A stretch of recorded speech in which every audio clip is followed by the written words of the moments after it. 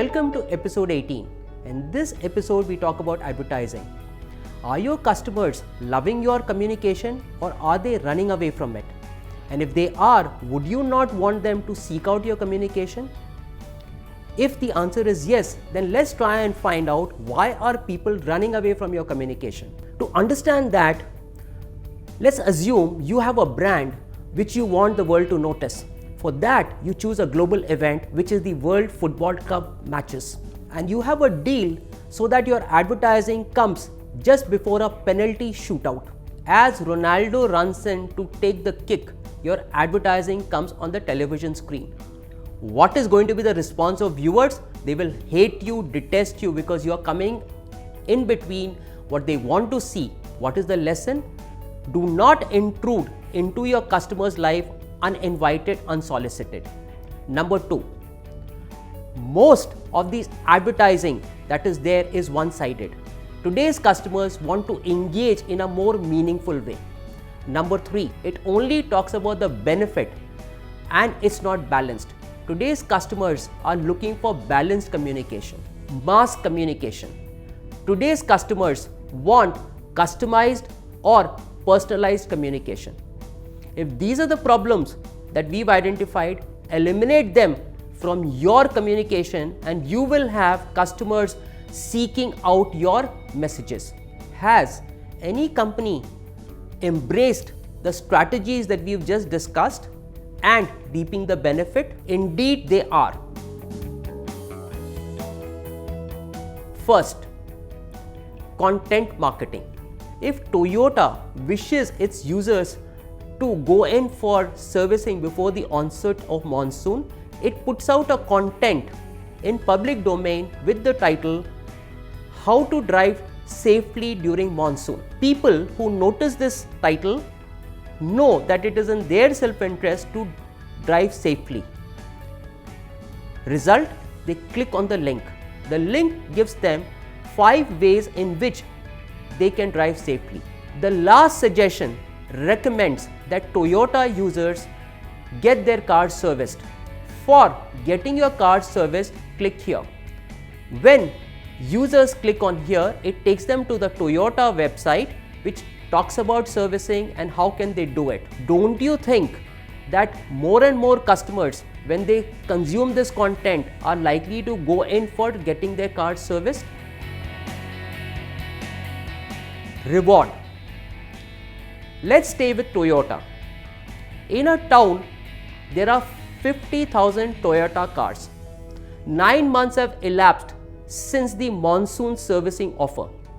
Now, Toyota wants the users of Toyota cars to come in for servicing once again.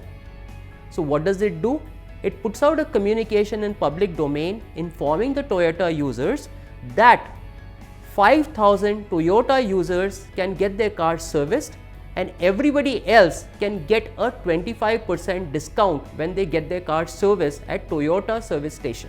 When any Toyota user sees this content, it knows that it is in their self-interest to take up this offer. Result, they register on Toyota website, which is what Toyota had recommended to avail of this free offer. Now do you see what happens? Instead of Toyota running after the customers, it is customers who are running after Toyota. From Toyota, let's move to an ice cream shop owner. In the front of the store, the owner has geo-fenced the frontage, which means that if anyone is crossing the frontage, a message will be pushed on the smartphone containing a personalized offer. I am passing through the shop frontage and a message comes on my smartphone which says, look on your side, we are there. We offer you luscious, delicious, homemade, natural ice cream. Step in to enjoy it, and to make it lucrative for you, we offer you a 15% discount. Am I not likely to step into the ice cream store? Because the promotional offer is contextual. Dynamic advertising. Let's assume I am visiting Dubai and I want to catch up with my friend at Dubai Mall at 8 p.m. over coffee. I send him an SMS message. coffee shops bid for my message. Let us assume Starbucks wins the bid. So at 7:45 p.m. when I enter Dubai Mall, a message will be pushed onto my smart device from Starbucks. It says, "Dear Mr. Rajesh Srivastava, welcome to Dubai Mall. We would extend an invitation for you and your friend to join us at Starbucks. For you, we have a special offer, a 25% off." Now, am I likely to visit Starbucks? There are very good chances I would, because the message is contextual to the location and to the reason why I am there. Let's take a brand, Charmin, which deals in toilet paper. Now you will look at it and say, how can you deliver a pleasurable experience with a toilet paper? But what did Charmin discover? That in New York's Times Square, there is an acute paucity of restroom, and particularly women find it very cumbersome. So it decided to put restroom on a trailer and park it at a convenient location on Times Square. Anyone could use it, and while using the restroom, they would also consume the Charmin's toilet paper. This would invoke two behavioral sciences principles, reciprocal and likability. Viewers of this series would be able to relate with it. I hope I have convinced you to move away from the current way in which you are advertising to embrace the strategies that we have discussed.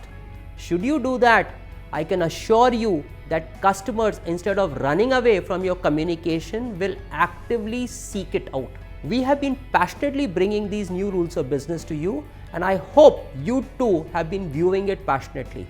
Not just viewing it, but implementing some of the suggestions that we've been sharing with you. Do remember to write to us at and follow us on Twitter. Next week, I will be back with yet another episode of the New Rules of Business.